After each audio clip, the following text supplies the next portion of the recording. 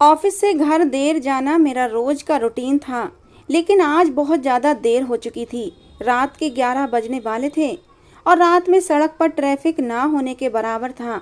काश मुझे भी ऑफिस में काम करने वाली दूसरी लड़कियों की तरह मोटरसाइकिल पर मेरे पापा या भाई लेने आते, लेकिन इन दोनों का साया ही मेरे सर पर मौजूद नहीं था।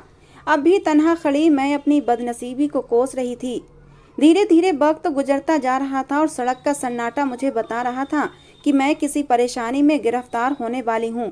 और फिर वही हुआ। कुछ ही देर गुजरी थी जब अचानक से दो मोटरसाइकिल पर सवार चार लफंगे से नौजवान यहाँ से गुजरे थे। मैं बुरी तरह घबरा गई थी। जब वो नौजवान यहाँ से गुजरे तो मैं उनको देखकर ना चौंकती अगर वो दोबारा से अपनी मोटरसाइकिल घुमाकर मेरी तरफ ना आते। मैं बुरी तरह घबरा गई थी। तभी उनमें से एक कहने लगा, अरे आओ हमसे लिफ्ट ले लो, तुम्हें घर छोड़ देते हैं। मुझे गुस्सा आया और गुस्से से कहने लगी, दफा हो जाओ यहाँ से, वरना मैं शोर मचा दूंगी और लोगों को इकट्ठा कर लूंगी। मेरी बात सुनकर उन्होंने जोर जोर से कह कहे लगाने शुरू कर दिए। फिर एक लफंगा सा नौजवान दूसरे को आंख मारता हुआ कहने लगा, अरे देखो तो सही, ये लोगों को जमा करेगी। हालांकि इस वक्त तो हमारे सिवाय सुनसान सड़क पर कोई दूसरा मौजूद भी नहीं है। वो चारों मेरे इर्द गिर्द आकर घेरा तंग करने लगे। मैंने उन्हें जोरदार धक्का दिया और सरपट वहां से भागने लगी। मेरी हरकत देखकर उन्हें भी शायद गुस्सा आया था। अब वो मेरे पीछे किसी पागल कुत्ते की तरह भाग रहे थे। मैं उनसे अपना आप बचाती हुई भाग रही थी। अचानक मेरा पर्स नीचे गिरा, जिसे मैंने डर के मारे उठाया भी नहीं था। रोते रोते मैं दूर भागती जा रही थी, ये सोचकर कि वो चारों भी मेरे पीछे ही आ रहे हैं। अचानक ही उनमें से एक ने मेरा दुपट्टा जोर से खींचा था।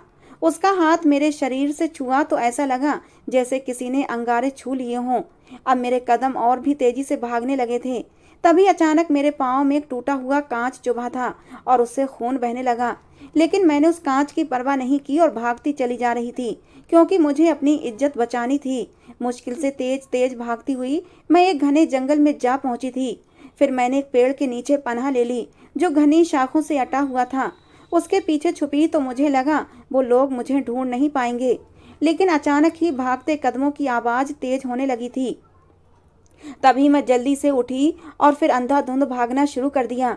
अचानक ही मेरा शरीर किसी जोरदार जानदार चीज से टकराया था। काली चादर लपेटे वो एक लंबा चौड़ा आदमी था। अभी तो मैं चार दरिंदों से अपनी इज्जत बचाकर भाग रही थी। अब सामने एक और को खड़े देखकर मैं बुरी तरह घबरा गई थी। लेकिन उसका चेहरा, उसकी आंखें, सब कुछ बड़ी अजीब सी थीं। वो दो कदम पीछे हुआ, फिर उसकी नज़र मेरे जख्मी पांव पर पड़ी, जो बुरी तरह घायल हो चुका था। टूटा हुआ शीशा न जाने कितना अंदर घुस गया था और अब वहां से बुरी तरह खून बह रहा था। फिर उसने अपने कंधे पर लिपटी चादर मेरे ऊपर डाल दी। उसकी ये हरकत देखकर मैं हैरान रह गई। तभी वो जमीन पर बैठा, उसने मेरे पांव पर हाथ फेरना शुरू कर दिया। मैं वहीं बेदम होकर बैठ गई थी। कौन हो तुम? उसने भारी आवाज में मुझसे पूछा था। मैं डरकर कहने लगी कि वो गुंडे मेरे पीछे पड़े थे, इसीलिए भागकर यहाँ आ गई थी। वो नरमी से कहने लगा, आओ मेरे साथ, मैं तुम्हारी मरहम पट्टी कर देता हूँ। इस तरह से जख्मी पाँव के साथ जाना ठीक नहीं। अब मैं लंगड़ाते हुए उसके साथ चल रही थी। उसकी मेहरबानी, उसकी नीयत पर हैरान रह गई थी कि आज के दौर में भी उस जैसे फरिश्ते जैसे इंसान मौजूद होते हैं। शुक्र था उन चारों दरिंदों से मैं बच निकली थी, वरना ना जाने वो मेरा क्या हाल कर देते। अब वो मुझे लेकर उस अजीब से घर में आया था, जहाँ हर तरफ वीरानी और सन्नाटे का राज था। मैं हैरान थी कि जंगल में किसी इंसान का रहना बहुत मुश्किल काम होता है, तो वो यहाँ कैसे रहता होगा। मैंने चारों तरफ उलझन भरी नजरों से देखा था, फिर पास पड़ी कुर्सी पर बैठ गई। वो नीचे बैठकर मेरे पाँव पर पट्टी बांधने लगा। उसने दवाई लगाई, जिससे मुझे काफ़ी आराम महसूस हुआ था, लेकिन थकान और दर्द ने मुझे बेहाल कर दिया था। इसलिए जैसे ही कुर्सी से टेक लगाई तो ना जाने कब मेरी आंख लग गई, मुझे पता ही ना चला। मुझे कुछ भी याद न रहा कि मैं कब तक सोती रही। जब आँख खुली तो हैरान रह गई, ना तो वो लड़का था और ना ही वो घर। मैं तो एक पेड़ से टेक लगाए बैठी थी। हड़बड़ाकर उठी। सुबह की रोशनी काफ़ी हद तक फैल गई थी। मैं कहाँ आ गई थी, मुझे अब याद आने लगा। पागलों की तरह अब मैं इधर उधर देखते हुए घर की तरफ भागी जा रही थी। जैसे ही अपनी गली में आई तो लोग मुझे अजीब सी नज़रों से देखने लगे। मेरी माँ दरवाजे पर ही परेशान सी खड़ी थीं। मुझे यूँ आते देखकर उन्होंने मुझे सीने से लगा लिया। जैसे ही मैं अंदर गई तो अंदर एक कयामत मेरा इंतजार कर रही थी। सब लोग मुझे कहर बरसाती नजरों से घूर रहे थे। मेरे साथ कुछ भी नहीं हुआ था, लेकिन एक रात मैं घर से बाहर रही थी और इसीलिए सब मुझे अजीब तरह से देख रहे थे और मुझ पर इल्जाम लगाने लगे, क्योंकि एक रात घर से बाहर गुजार कर आने वाली लड़की की कभी इज्जत नहीं की जा सकती। और ऐसा ही मेरा हाल हुआ था। मेरा नाम तानिया है। मैं एक अनाथ गरीब लड़की थी। अपनी माँ और 2 बहनों के साथ अपने चाचा के साथ रहती थी। मेरे 2 चाचा जो सिर्फ नाम के ही चाचा थे, वरना उन्होंने कभी भी प्यार भरा हाथ हमारे सर पर ना रखा था। उनके 2 पोर्शन बने हुए थे, एक में बड़े चाचा, दूसरे में छोटे चाचा रहते थे। पापा का भी हिस्सा इस घर में मौजूद था, लेकिन दोनों चाचाओं ने बड़ी चालाकी से पूरे घर पर कब्जा जमाकर उसे 2 हिस्सों में बांट लिया था और हम माँ बेटियों को सिर्फ एक कमरा दे दिया था। मेरी माँ सारा दिन चाचियों और उनकी बेटियों की सेवा करती रहती। वो दोनों बहनें स्कूल जाती थीं, लेकिन फिर भी वो हमसे खुश दिखाई न देती। मेरी माँ बार बार दोनों चाचाओं से कहती कि उनका हिस्सा देकर उन्हें यहाँ से फ्री कर दें। चाचा बात को टाल जाते और कहते, वैसे भी मामूली सा हिस्सा बनता है तुम्हारा। ये घर तो हम दोनों ने अपनी मेहनत से बनवाया है और इसका बाप तो बहुत पहले मर गया था। मुझे उनकी ये बातें खून के आंसू रुलाती थीं। मैं अपने घर वालों के लिए कुछ करना चाहती थी। यही सोचकर मैंने इंटर तक पढ़ाई भी कर ली थी और एक ऑफिस में जॉब भी करने लगी थी। मेरी शिक्षा कम थी, लेकिन तनख्वाह ठीक ठाक थी। लेकिन रात तक मुझे काम करना पड़ता था। अक्सर मुझे काम से लौटते लौटते देर हो जाती तो दोनों चाचियां मुझे तंज भरी नज़रों से देखती और तेज आवाज़ में कहती, ये जरूर कोई गुल खिलाएगी। लेकिन मेरी माँ को मुझ पर पूरा भरोसा था। मैं चाहती थी मेरी दोनों बहनें अच्छी पढ़ाई करें। मेरी माँ भी इस घर की चाकरी करना छोड़ दें। अब उनका बूढ़ा शरीर इस काबिल नहीं रहा था कि दोनों चाचियों और उनके बच्चों का भाग भाग कर काम करें। मुझे यूँ नौकरानी की तरह उनका काम करना बिल्कुल पसंद नहीं था। फिर हमेशा की तरह उस दिन मैं ऑफिस में मौजूद थी, जब काम ज़्यादा होने की वजह से मुझे बहुत ज़्यादा देर हो गई थी। अगर वो लड़का मुझे अपने साथ अपने घर लेकर ना आता तो शायद मेरी इज्जत ना बचती। उसने तो मेरे पाँव की मरहम पट्टी भी की थी। लेकिन जैसे ही घर आई, दोनों चाचियों ने और चाचा ने मुझे कह दिया कि तुम एक बद किरदार लड़की हो जो एक रात घर से बाहर गुजार कर आई हो। मैं उनके सामने अपने किरदार की सफाइयाँ देती रही, लेकिन किसी को मेरी बात पर विश्वास नहीं आया। मेरी माँ आंसू बहा रही थीं। फिर वो कहने लगीं, जब तुम रात तक घर ना आई तो मैंने हर जगह तुम्हें ढूंढा था। तुम्हारी दोस्तों को भी फ़ोन किया था और ऑफिस में भी फ़ोन किया था, लेकिन तुम्हारी कोई खबर ना मिली। मैं माँ को रोते हुए बताने लगी कि मेरे साथ क्या क्या हुआ था। मैंने अपना जख्मी पाँव भी अपनी माँ को दिखाया। मेरी माँ ने मुझे सीने से लगा लिया और कहने लगी, मुझे अपनी बच्ची पर पूरा भरोसा है। बस अब मैं इस घर में नहीं रहूंगी। हम अपना सामान समेट कर किराए के घर में रहने की तैयारी करने लगे। माँ मेरे चाचा के सामने जाकर खड़ी हो गई और कहने लगी, हमारा हिस्सा हमें दे दो ताकि हम ये घर छोड़कर किराए के कमरे में रहने चले जाएं। रोज रोज की जिल्लत बर्दाश्त करने से अच्छा है हमें एक ही बार यहाँ से चले जाना चाहिए। चाचा ने भी गुस्से में आकर हिस्से के 50,000 रुपए मेरी माँ को थमा दिए और कहने लगे, ये लो और यहाँ से दफ़ा हो जाओ। जो तुमने पहले ही हमारा मुंह काला कर दिया है, अब यहाँ मत आना। यूँ हम चारों बेसहारा औरतें 50,000 की मामूली रकम लिए घर से हमेशा हमेशा के लिए निकल आए थे और नए घर की तलाशी में मारे मारे फिरने लगे। फिर दूर एक बस्ती में हमें किसी ने बताया कि 2 कमरों का घर किराए पर खाली है। जैसे ही हम वहां पहुंचे तो हैरान रह गए, क्योंकि उस घर का किराया बहुत कम था। मेरी माँ और हम सब खुशी खुशी उस घर में शिफ्ट हो गए। साफ सुथरा 2 कमरों का छोटा सा घर था। लेकिन अभी हमारी खुशी कुछ ही पल की थी जब बराबर वाली एक औरत माँ के पास आई और कहने लगी, बहन, जवान बेटियों को लेकर इस घर में क्यों आ गई हो? तुम नहीं जानती इस घर पर आत्माओं का साया है। ये पिछले 20 सालों से खाली पड़ा है। जिसने भी तुम्हें ये दिया है बेवकूफ़ बनाया है। मैं तो कहती हूँ आज रात ही इसे खाली कर दो। ये सुनकर मेरी माँ की आंखें फटी की फटी रह गई थीं। हम बहनें भी सहम गए थे। मेरी माँ कहने लगी, बहन तुम ही बताओ, मैं रात को भला अपनी बेटियों को लेकर कहाँ जाऊँगी? और इस मकान मालिक ने हमसे एडवांस के नाम पर 30,000 रुपये भी ले लिए हैं। वो औरत कहने लगी, अरे वो तो बड़ा ही लालची इंसान है, पैसों के लालच में कुछ भी कर सकता है। लेकिन मेरी मानो तो इस घर को छोड़ दो। देखना तुम्हें रात को ही पता चल जाएगा इस घर में कैसे कैसे हादसे होते हैं। वो औरत तो चली गई थी, लेकिन हम माँ बेटी पूरी रात जागते रहे थे। जरा सा भी आहट होती तो दोनों छोटी बहनें रोना शुरू कर देती। बार बार ऐसा लगता जैसे अभी कोई दीवार कूद कर आया हो। कभी ऐसा लगता सीढ़ियों से कोई उतरता हुआ आ रहा हो। पूरी रात बड़ी मुश्किल से कटी थी। सुबह मैं भी रोने लगी, क्योंकि ये सब मुसीबतें मेरी वजह से ही आई थीं। लेकिन काम पर जाना भी जरूरी था, क्योंकि अब घर अलग हो गया था और खाने के लिए पैसे भी चाहिए थे। फिर मेरी माँ कहने लगी, भगवान का नाम लेकर इसी घर में रहो, जो होगा देखा जाएगा। अब हमारे पास इतने पैसे भी नहीं बचे थे कि दूसरे घर में रह सकें। और फिर अगले दिन मैं ज़्यादा देर हो जाने की वजह से जल्दी जल्दी घर लौट रही थी, जब मुझे अपने पीछे किसी के कदमों के चलने की आवाज़ महसूस हुई थी। मैं डर गई। पीछे पलटकर देखा तो हैरान रह गई। काली चादर ओढ़े ये वही लड़का था जिसने उस दिन मुझे बचाया था। उसकी मरहम पट्टी करना, उसकी मेहरबानी मुझे अभी भी याद था। वो कहने लगा, आप कैसी हैं और आपका पाँव अब कैसा है? मैंने सर झुका लिया और कहने लगी, पाँव ठीक हो गया है, लेकिन हम जैसे गरीबों का कमाना बहुत ज़रूरी होता है, क्योंकि घर मेरी कमाई से ही चलता है। इसलिए पाँव में थोड़ा दर्द है, लेकिन फिर भी काम पर जाना पड़ता है। वो कहने लगा, अगर आपको किसी भी मदद की ज़रूरत हो तो मुझे ज़रूर बताइएगा। मेरे बहुत से लोगों से संबंध हैं, मैं आपके हर मसले को हल कर दूंगा। वो मुझे ही देख रहा था। मुझे उसका यूं कहना अच्छा भी लगा था। मैं कहने लगी, ठीक है, आपकी बहुत बहुत मेहरबानी, लेकिन आप क्या उस जंगल में उसी टूटे फूटे घर में रहते हैं? क्या आपका इस दुनिया में कोई नहीं? वो उदासी से कहने लगा, नहीं, मैं अकेला हूँ। पहले मैं अपने पूरे ख़ानदान के साथ ही रहता था, लेकिन अब अपने ख़ानदान से दूर हो गया हूँ। अब बस मुझे तन्हाई ही अच्छी लगती है। यूं ही बातें करते करते कब मेरी गली आ गई मुझे पता ही नहीं चला। फिर वो गली से वापस मुड़ गया था। मैं दूर तक उसे जाता देखती रही। उसका यूं मेरे साथ चलना मुझे अच्छा लगा था। और फिर जैसे ही रात हुई, मैं माँ और बहनों से पूछने लगी, घर में कोई गैर मामूली बात तो नहीं हुई थी? मेरी माँ कहने लगी, नहीं, आज कुछ भी ऐसा महसूस नहीं हुआ था। अब थोड़ा सुकून आ गया था, वरना मैं भी बहुत डर गई थी। रात को सोने के लिए लेटी तो उस लड़के का चेहरा बार बार आंखों के सामने आने लगा।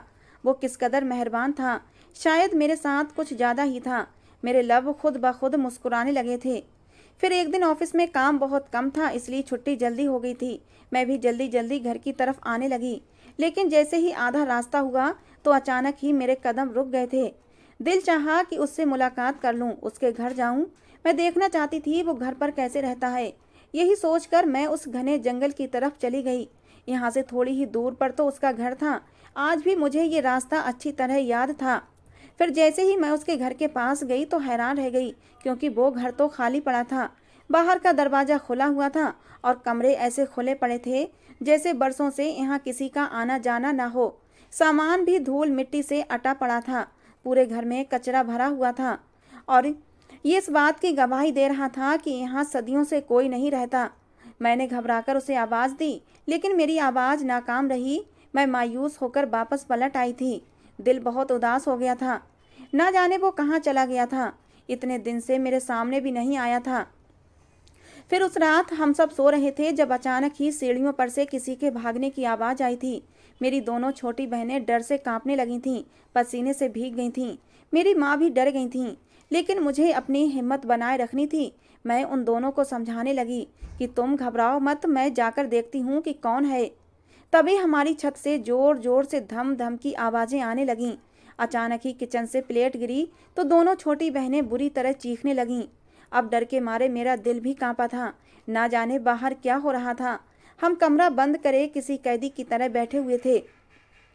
फिर मैंने ही हिम्मत की और दरवाज़ा खोलकर बाहर आ गई और ज़ोर से चीखते हुए कहने लगी, कौन है? कौन है जो हमें परेशान कर रहा है? लेकिन मेरे सवाल के जवाब में एक सन्नाटा छा गया था। ऐसा लगा जैसे यहाँ कुछ हुआ ही ना हो। मैं धीरे धीरे सीढ़ियों की तरफ बढ़ने लगी। अब मैं ऊपर छत की तरफ जा रही थी। तभी छत की छोटी दीवार से किसी को कूदते हुए मैंने देखा था। मेरा दिल धक से रह गया। जरूर वहाँ पर कोई मौजूद था। मैंने जल्दी से गली की तरफ देखा तो एक काली चादर में लिपटा कोई भागता हुआ दिखाई दिया था। वही लंबा चौड़ा काली चादर वाला। मैं दिल पर हाथ रखे भागते हुए उसे देखती रही। यकीन नहीं आ रहा था कि इस घर में वो चोर की हैसियत से आया था, मैं जिस पर जितना भरोसा करती थी। मैं नीचे वापस आ गई और अपनी बहनों को तसल्ली देने लगी कि वहाँ पर कोई भी नहीं था। लेकिन दूसरे दिन मैं काम से वापस आ रही थी जब वो मुझे एक पेड़ के नीचे खड़ा हुआ नजर आया था। फौरन ही मैं उसके पास चली गई और उससे कहने लगी, क्या तुम ही मेरे पीछे पीछे मेरे घर तक आए थे? रात को यकीनन तुम ही थे जो गली से भाग रहे थे। उसने नाम में सिर हिलाया और कहने लगा, नहीं, मैं नहीं था जो तुम समझ रही हो, क्योंकि मैं झूठ नहीं बोलता, इसलिए मैं तुम्हें बता रहा हूँ। मैं तुम्हें सिर्फ गली तक छोड़कर वापस चला गया था। मैं उसकी आंखों में सच्चाई देख रही थी। कुछ देर उससे बातें करके मैं अपने घर चली गई थी। उसने अपनी आदत के अनुसार मुझे गली के कोने पर छोड़ा था और वापस चला गया था। अब तो वो हर दूसरे तीसरे दिन ही मुझे रास्ते में मिलने लगा था। लेकिन रात को वही अजीब अजीब से हादसे होने लगे थे। अजीब अजीब सी आवाज़ें आती। ऐसा लगता कोई बाहर आंगन में चल रहा है, कभी लगता कोई सीढ़ियाँ उतर रहा है, कभी लगता कोई हमारी छत पर है, कभी लगता कोई किचन में खड़ा है। मेरी माँ और बहनें बहुत ज़्यादा डर जाया करती थीं और रात को उठकर बैठ जातीं। छोटी बहन कहने लगी, दीदी वो औरत सही कहती थी, ये घर ठीक नहीं है, हमें कुछ करना होगा। या तो माँ को कहें ये घर छोड़ दें या फिर किसी बाबा को बुलाकर ये घर दिखा दें। वो दोनों बहुत ज़्यादा डरी हुई थीं। मैं उन्हें तसल्ली देने लगी। मैंने तो सोचा ही नहीं था, क्योंकि ना मैं किसी बाबा को जानती थी कि जिसको मैं ये घर दिखा देती। माँ मुझे तसल्ली देती कि कोई बात नहीं, सब कुछ ठीक हो जाएगा। हमारी मजबूरी थी उस घर में रहना। हमारे पास इतने पैसे नहीं थे कि किसी और घर में चले जाते। एक दिन मैं ऐसे ही घर आ रही थी कि वही मेहरबान लड़का मेरे पीछे पीछे चलने लगा। मैंने मुड़कर देखा तो वो मेरे साथ ही चल रहा था। ऐसा लगा जैसे वो मेरी सुरक्षा कर रहा हो। फिर कहने लगा, आज क्या बात है, तुम बहुत परेशान लग रही हो। मैंने कहा, जिस घर में हम रहते हैं उस घर पर किसी आत्मा का साया है। पहले हमें ये बात पता नहीं थी, लेकिन घर ले लिया है और एडवांस भी दे दिया है। तब बाद में पड़ोसन से हमें ये बात पता चली थी। मेरी बात सुनकर उसके चेहरे पर एक गहरी सोच आई थी। फिर कहने लगा, परेशान मत हो, इन चीज़ों का इलाज मैं कर देता हूँ। अगर बुरा न मानो तो मुझे अपने साथ घर ले चलो। मैं तुम्हें एक नज़र देख कर ही बता दूंगा कि इस घर पर किसी आत्मा का साया है या नहीं। मैं खुश हो गई। मैं कहने लगी, क्यों नहीं, तुम आज ही मेरे साथ चलो। वो मेरे साथ मेरे घर आ गया। रास्ते में मैंने उससे पूछा, क्या तुम ये काम भी करते हो? और उस जंगल में तो कोई रहता भी नहीं, तुम्हारे दिन कैसे कटते हैं? वो कहने लगा कि मैं जंगल से जड़ी बूटियां ढूंढता हूँ और फिर उनसे दवाइयाँ तैयार करता हूँ। उन दवाइयों में ख़ास ताकत होती है।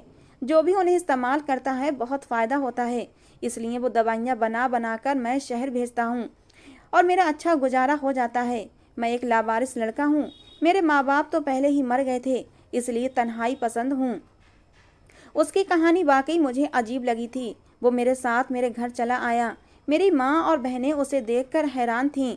फिर मैंने माँ को सारी हकीकत बताई कि किस तरह उस दिन मुझे लड़कों ने तंग किया तो इसी ने मुझे बचाया था और मेरी मरहम पट्टी भी की थी। पूरी रात मैं इसी के ठिकाने पर रुकी थी, तभी तो मेरी इज्जत आज सुरक्षित है। फिर मैं माँ से कहने लगी कि इसे आत्माओं के बारे में ख़ास जानकारी है, ये देख कर ही बता देगा कि इस घर में कोई आत्मा रहती है या नहीं। वो पूरे घर का जायजा ले रहा था, कमरों का, आंगन का, छत का, हर चीज़ को गौर से देख रहा था और ना जाने क्या सोच रहा था। फिर कहने लगा, इस घर में आत्माओं का बसेरा है, लेकिन मुझे नहीं लगता वो तकलीफ पहुंचाने वाली आत्माएं हैं। हाँ, वो तुम्हें अपनी मौजूदगी का एहसास जरूर दिलवाती रहेंगी, लेकिन किसी को नुकसान नहीं पहुंचाएंगी, क्योंकि वो आत्माएं अभी इतनी ताकतवर नहीं हैं। मेरी माँ कहने लगी, ये लड़का तो बहुत ही काम का है, इसे कहो ये हमारे साथ इसी घर में रह ले। माँ की बात सुनकर मैं हैरान हो गई। मैंने कहा, नहीं माँ, लोग बातें बनाएंगे, हम भला कैसे जवान लड़के को अपने घर में रख सकते हैं। मैंने माँ को साफ इनकार कर दिया। थोड़ी देर बाद वो चला गया था। बहनों के चेहरे पर भी थोड़ी परेशानी कम हुई थी, लेकिन रात को जैसे ही आवाज़ों का सिलसिला शुरू हुआ तो मेरी बहनें फिर से डर गईं। मैंने कहा, घबराने की ज़रूरत नहीं है, इन आवाज़ों को आने दो। अगर तुम इन आवाज़ों पर ध्यान नहीं दोगी तो ये खुद ब खुद बंद हो जाएंगी। लेकिन ऐसा लगता जैसे सीढ़ियों से कोई आ रहा है, कभी कोई ऊपर जाता है। छत पर खूब ऊधम मची हुई थी और तो और किचन से बर्तन गिरने और पानी गिरने की आवाज़ें भी आ रही थीं। भले ही आत्माएं हमें नुकसान पहुंचाने वाली नहीं थीं, लेकिन फिर भी डर बहुत ज़्यादा लग रहा था। और अब हमारे पास दूसरा कोई चारा नहीं था कि हम घर खाली कर देते। वैसे भी 1 महीना हो गया था और मेरी तनख्वाह भी मिलने वाली थी। मैंने अब माँ को कहा कि हमारे पास दूसरा चारा नहीं है, हम कब तक ऐसे डर डर कर रहते रहेंगे, हमें कोई दूसरा मकान देख लेना चाहिए। लेकिन मेरी कोशिशों के बावजूद भी कोई दूसरा मकान मिल न सका, क्योंकि उनके किराए इतने ज़्यादा थे कि हम अफोर्ड नहीं कर सकते थे। फिर एक दिन काम से वापस आते हुए मुझे इतनी देर हो गई थी, उस दिन के हादसे के बारे में सोचकर मैं कांपने लगी थी। आज फिर रात के 10 बज रहे थे। मुझे लग रहा था कि मुझे कोई टैक्सी नहीं मिलेगी, इसीलिए मैं पैदल ही तेज तेज कदम उठाती घर की तरफ जाने लगी। तभी रास्ते में मुझे किसी ने आवाज़ देकर रोका था। मैंने पलटकर अपने पीछे देखा तो वही लड़का खड़ा था। मैं हैरान रह गई। उसे क्या पता कि मैं इस वक्त घर जा रही हूँ। अब वो मेरे साथ साथ चल रहा था। उस लड़के का साथ मेरे दिल को सुकून दे रहा था। एक सुरक्षा का एहसास होने लगा था। मैं आराम से उसके साथ चलने लगी और जब मैंने उसे बताया कि हम वो मकान छोड़ रहे हैं क्योंकि उन आत्माओं ने हमें बहुत परेशान कर रखा है, रोजाना रात को ऐसी भयानक आवाज़ें सुनना हमारे बस की बात नहीं है। मेरी बात सुनकर उस लड़के के चेहरे पर अब गुस्सा आने लगा। कहने लगा, मेरे समझाने का उस पर कोई भी असर नहीं हुआ, मुझे कुछ ना कुछ अब करना ही पड़ेगा। मैं कहने लगी, क्या मतलब, तुमने क्या समझाया था? वो कहने लगा, घर मत छोड़ो, वो बहुत अच्छा घर है, उसको वहाँ से जाना चाहिए जो इस घर में रह रहा है। भला इंसानों की दुनिया में आत्माओं का क्या काम? उसने ये बात बड़े ही अजीब अंदाज में कही थी।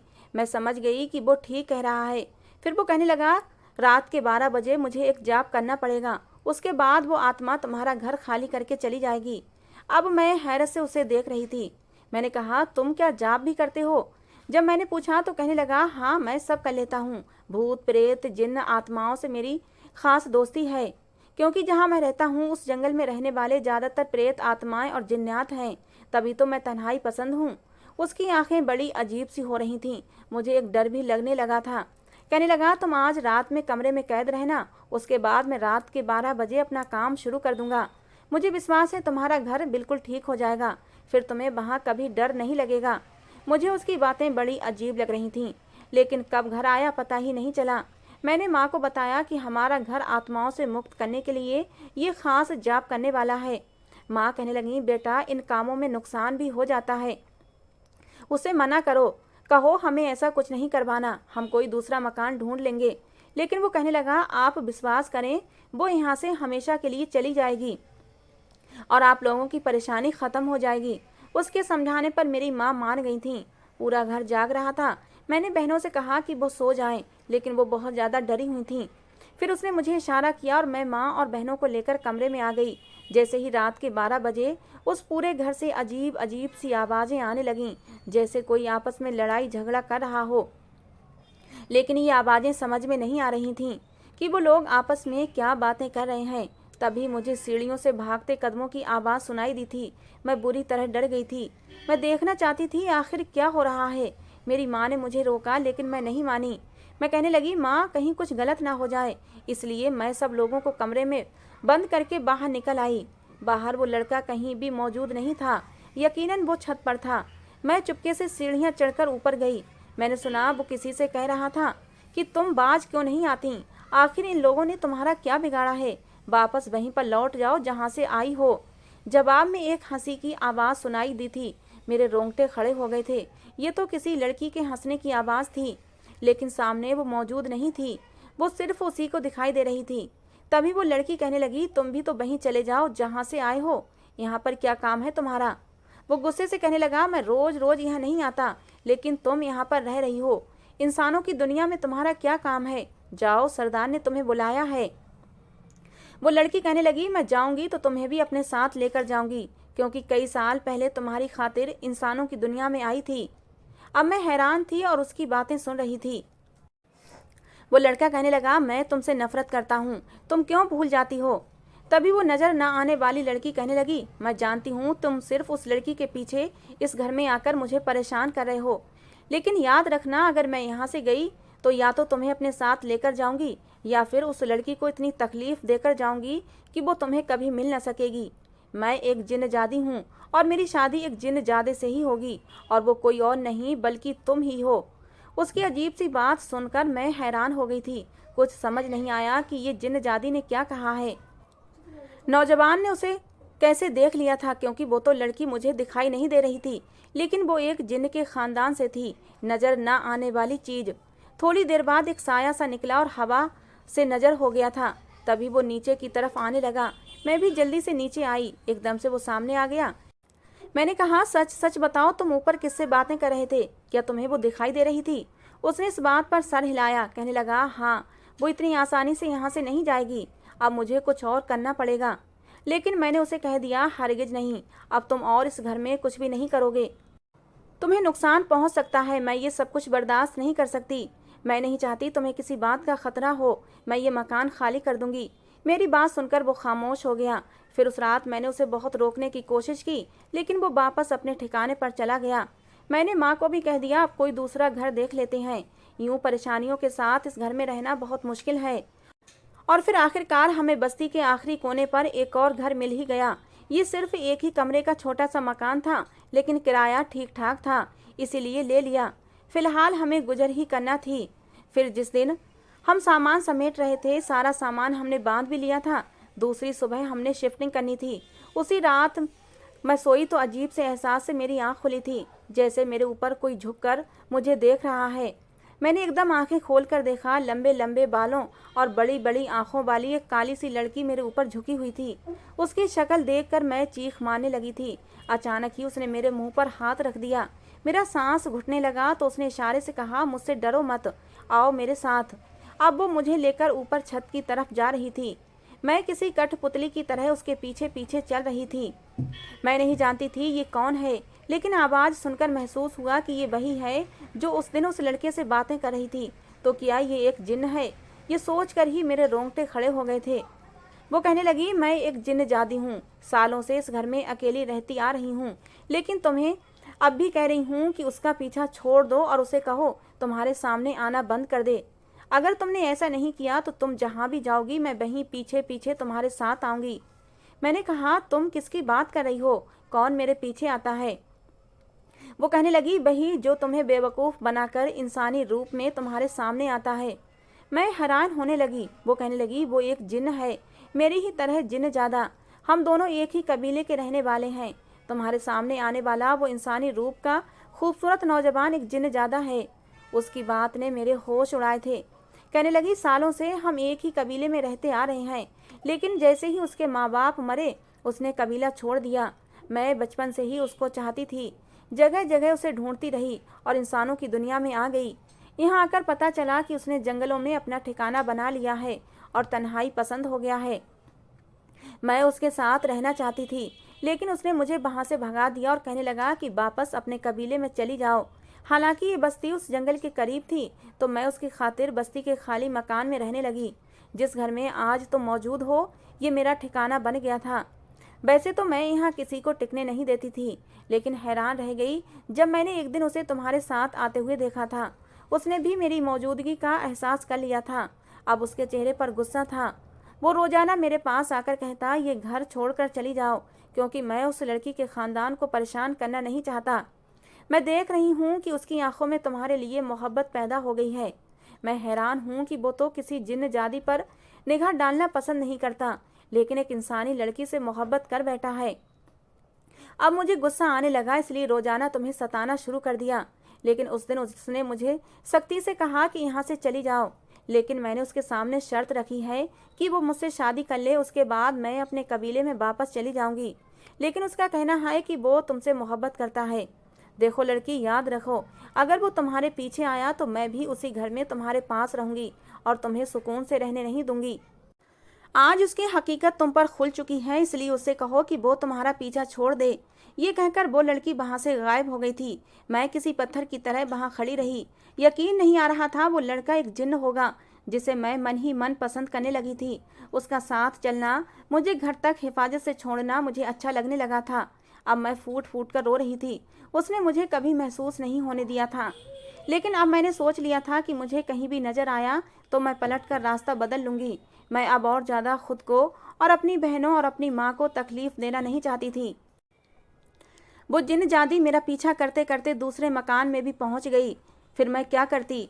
अगले दिन मैं वापस लौट रही थी। वो मेरे पीछे पीछे आ रहा था और आवाज़ें देता रह गया, लेकिन मैंने एक ना सुनी और ना ही पलट कर देखा। तेज कदमों से चलते हुए मैं घर चली आई। अब मैं दिन रात सोचों में घिरी रहती कि मैं भी तो उससे मोहब्बत करने लगी हूँ। उसकी मेरी मरहम पट्टी करना, मेरे साथ साथ चलना, मुझसे बातें करना, मुझे सब याद आता था। मैं उससे मोहब्बत कर बैठी थी और अब मैं रो रही थी, क्योंकि मैं एक इंसान थी और वो एक जिन्न था। हम दोनों आपस में कभी मिल नहीं सकते थे। एक दिन मैं सो रही थी जब मुझे किसी ने धीरे से आवाज़ दी थी। मैंने आंखें खोली तो मैं चौंक पड़ी। वो मेरे सामने ही मौजूद था। उसकी आंखों में गुस्से की तपिश थी। कहने लगा, तुमने मुझे यहाँ आने पर मजबूर किया है, आखिर तुमने मेरी बात क्यों नहीं सुनी? फिर मैंने भी अपने आप को मजबूत किया और कहा, क्योंकि मैं तुम्हारी हकीकत जान चुकी हूँ। तुम एक जिन्न हो और इंसान बनकर मुझे धोखा देते आ रहे हो। तुम्हें यहाँ से चले जाना चाहिए, वरना वो जिन्न जादी यहाँ भी आ जाएगी। उसकी आंखों में गुस्सा आ गया और कहने लगा, आखिर उसने तुम्हें सच्चाई बता ही दी।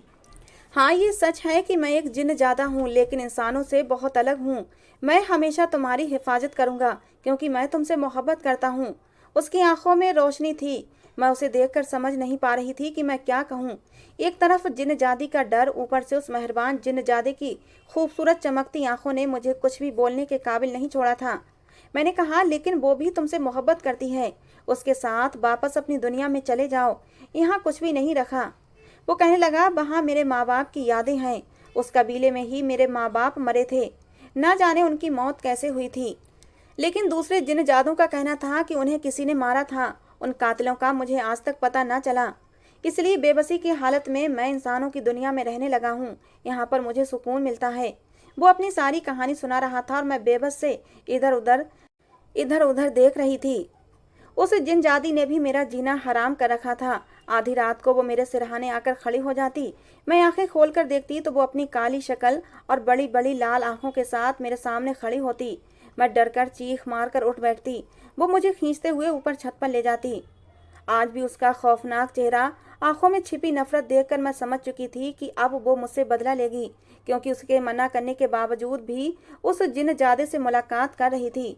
वो गुस्से से कहने लगी, अब मैं इसी घर में अपना ठिकाना बना लूंगी। यहाँ भी तुम लोगों को चैन से जीने नहीं दूंगी। मैंने उसके सामने हाथ जोड़ दिए। मैंने कहा, ऐसा मत करो, हम लावारिस गरीब लोग हैं। मैं जल्दी ही उससे कह दूंगी कि वो तुम्हारे साथ शादी कर ले। वो बेयकीनी से मुझे देखने लगी और कहने लगी, सच? क्या वो मुझसे शादी कर लेगा तुम्हारे कहने पर? मैंने हाँ में सिर हिलाया था। मैंने कहा, हाँ, मैं उसे मजबूर करूंगी। देखना, वो तुम्हारे साथ तुम्हारे कबीले में वापस जरूर जाएगा। मेरी बात सुनकर वो खुश हो गई। कहने लगी, मैं तुम्हारी दोस्त बन जाऊंगी। अब तुम्हें परेशान भी नहीं करूंगी। बस तुम किसी तरह उससे कहो कि मुझसे शादी कर ले। मैंने उससे वादा किया। फिर वो वहां से गायब हो गई। मैं परेशान हो चुकी थी, समझ नहीं पा रही थी मैं क्या करूं। लेकिन दूसरी सुबह छोटी बहन कहने लगी, दीदी, रात को आप चीख क्यों रही थीं? क्या कुछ नजर आया था? मेरी माँ भी हैरान थी। मैं उन्हें तसल्ली देने लगी कि नहीं नहीं, बस ऐसे ही एक सपना देखा था। मैं नहीं चाहती थी मेरी छोटी बहनों के दिलों में डर पैदा हो। अब भी वो लड़का मेरे पीछे पीछे आता, मुझे घर तक छोड़कर जाता था, लेकिन मैं उसे अपना पीछा छुड़ाना चाहती थी। मैं चाह रही थी वो किसी तरह इस बात पर राजी हो जाए कि जिन जादी के साथ वापस लौट जाए और यूं हमारा पीछा छूट जाएगा। लेकिन उस लड़के का कहना था वो मुझ पर आशिक हो चुका है और मुझसे मोहब्बत करता है। उस जिन जादी से नफरत है, क्योंकि वो बहुत ही गलत जिन है। उसने मेरा जीना हराम कर रखा है। जब मैं घर लौटी तो मेरी माँ की बात ने मुझे परेशान किया था। वो कहने लगी, आज मैं एक बाबा के पास गई थी। मैंने उन्हें सारी बातें बताई हैं। कल जिस तरह से तुम एकदम चीख मार कर उठ बैठी थी, मैंने चोरी छुपे तुम्हें देख लिया था। तुम खुद ब खुद सीढ़ियों की तरफ जा रही थी।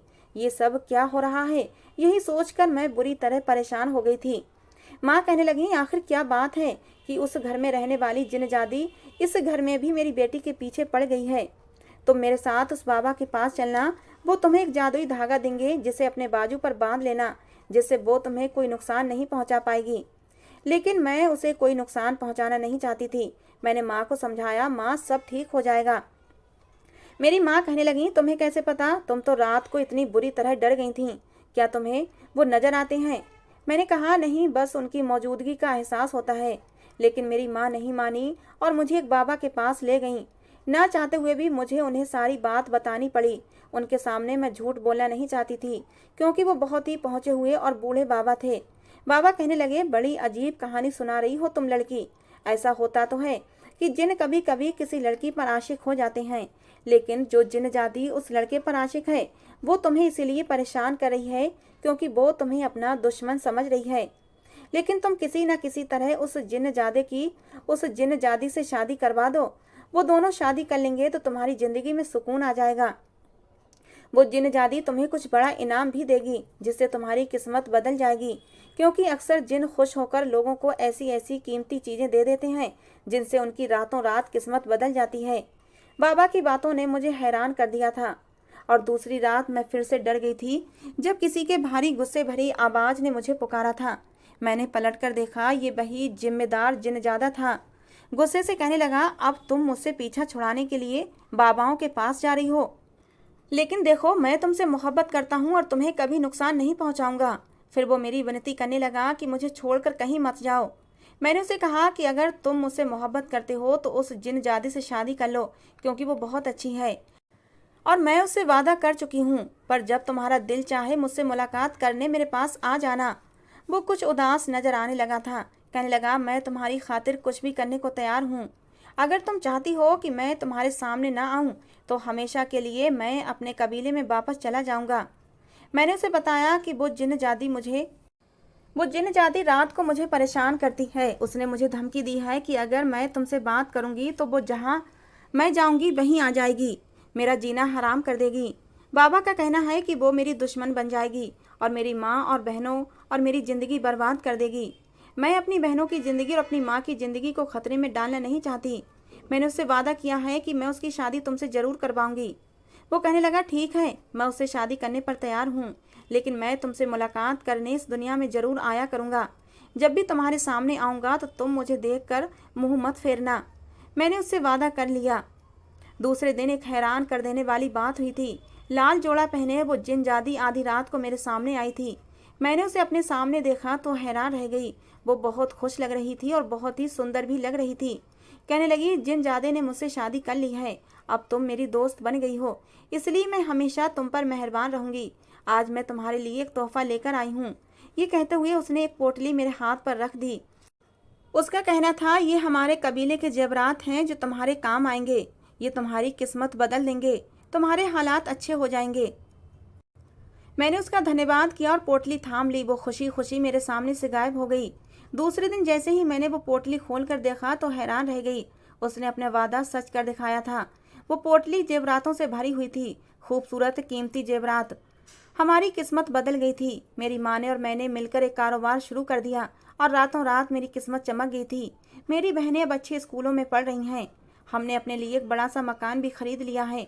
हमारे चाचाओं ने जो कुछ हमारे साथ किया, एक ना एक दिन उन्हें उनकी सजा मिल जानी थी, क्योंकि कहते हैं अनाथ का हक कहना अपने लिए अजाब का गड्ढा खोदने के बराबर होता है। मैंने सब कुछ ऊपर वाले पर छोड़ दिया था। अब भी जरा सी आहट महसूस होती है तो मैं फौरन समझ जाती हूँ कि वो जिन मुझसे मिलने आया है, क्योंकि उसका कहना था वो जिंदगी में मुझसे मिलने आता रहेगा और मैं भी उससे मिलकर खुशी महसूस करती हूँ। दोस्तों, आज की हमारी ये कहानी कैसी लगी जरूर बताना। पसंद आई हो तो प्लीज़ लाइक करना। रोज़ एक नई कहानी सुनने के लिए हमारे चैनल को भी सब्सक्राइब करना। कहानी को पूरा अंत तक सुनने के लिए आप लोगों का बहुत बहुत धन्यवाद। दोस्तों, मिलते हैं अगली किसी नई कहानी के साथ।